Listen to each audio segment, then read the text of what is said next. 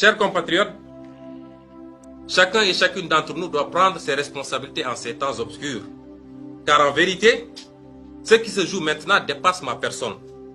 D'aucuns se trompent même en pensant que c'est le dernier tournant vers le troisième mandat. Ce qui se joue, c'est le projet monarcho-dynastique du clan Macky Sall.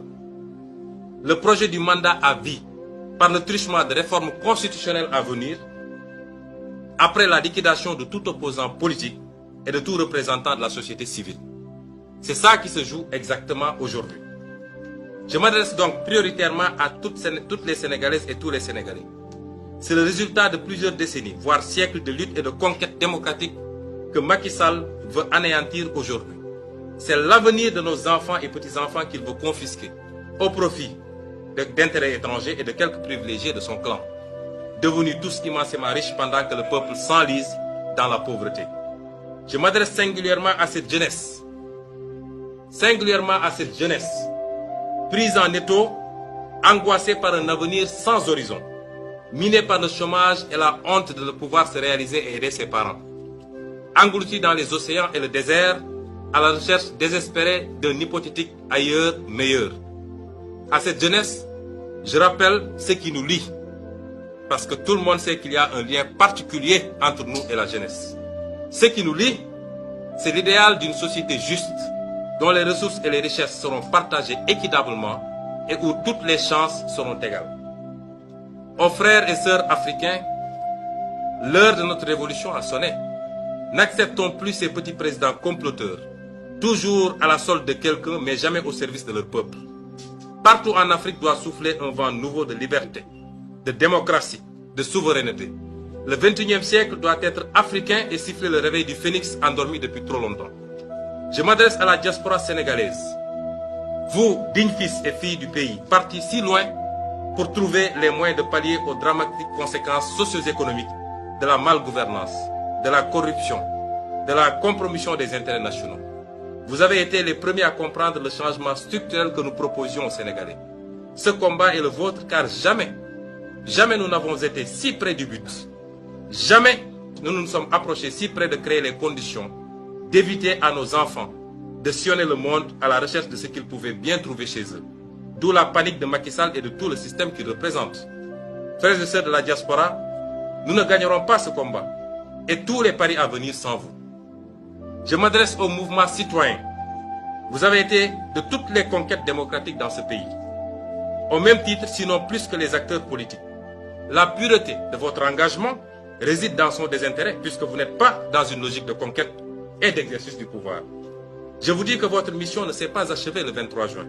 Elle vient justement de commencer car cette fois-ci, il ne s'agit plus simplement de stopper un projet de loi contesté, il s'agit de forer les bases d'une refondation pour que plus jamais cela. Je m'adresse à l'opposition sénégalaise. Quelqu'un disait que la plus grande chance de Macky Sall, c'est son opposition. Je m'adresse à cette opposition, dont l'écrasante majorité, au-delà des clivages et divergences d'approche, semble avoir bien compris les enjeux transcendantaux du moment. Comme en attestent d'ailleurs ces innombrables manifestations de soutien et de solidarité depuis le début de ce complot. Tous ensemble, nous avons une opportunité qui ne se représentera certainement pas de sitôt, de changer le rapport de force définitivement, de mettre un terme à l'arrogance et aux persécutions, de stopper le projet dynastique et de remettre les compteurs à zéro pour qu'à jamais les droits de chacun et de tous soient restaurés et respectés. Mais si Macky Sall réussit son coup-ci, s'il réussit ce coup-ci, alors il écrasera tout sur son chemin vers le pouvoir à vie. Que personne ne s'y trompe. Politique, mouvement citoyen, société civile, journalistes indépendants, syndicalistes, activistes et même religieux, tout le monde y passera si Macky Sall réussit ce coup. Je m'adresse aux femmes sénégalaises, à ces braves femmes sénégalaises. Vous vous êtes beaucoup battues, et nous tous avec vous, pour obtenir ces acquis contre les violences ignobles à vous faites. N'acceptez pas que ces nobles acquis, encore perfectibles, soient transformés en armes politiques. Cela décrédibilisera votre combat. Aux organisations de la société civile, je n'ai pas besoin de rappeler le rôle de vigie du respect des droits et libertés individuelles et collectives, Depuis le début de cette affaire, Macky Sall, son ministre de l'Intérieur et son procureur utilisent des méthodes dignes de la Gestapo pour procéder à toutes sortes de sévices physiques et psychologiques. Des jeunes ont témoigné avoir été sauvagement torturés dans les locaux de la police judiciaire. Des kidnappings sont orchestrés tous les jours sur des citoyens et citoyennes sans préavis ni convocation. Des jeunes sont envoyés en instruction pour le plaisir vindicatif du procureur au seul crime d'avoir répondu à la provocation.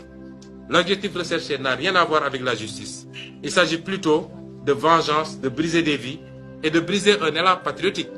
Illustration de la peur bleue que leur inspire la capacité de mobilisation d'un peuple sénégalais désormais conscient. Vous me permettrez d'adresser quelques mots aux parents de tous nos otages politiques. Soyez assurés que nous souffrons à côté de vous. Nous souffrons beaucoup plus que vous de cette situation et nous compatissons à cette douleur. Si Macky Sall veut me liquider, il devra pour une fois accepter de se salir les mains au lieu de se cacher lâchement derrière ces barbouzes de la justice.